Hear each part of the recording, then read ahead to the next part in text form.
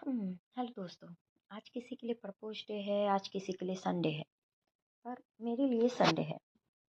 क्योंकि कल जैसा मैंने आप लोगों को बताया था, कल मेरा डे 1 था, आज मेरा डे 2 है।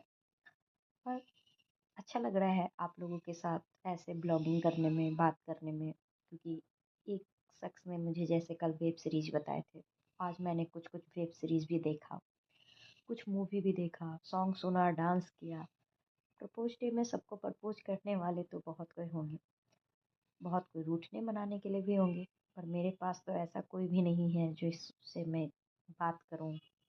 आप ही लोग हैं एक, तो ऐसे ही प्यार और सपोर्ट बनाए रखिएगा।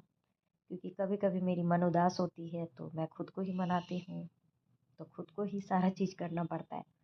बाकी कोई ना, ऐसे ही बने रहेंगे और आगे और भी बेहतरीन करेंगे। आपका प्यार और सपोर्ट।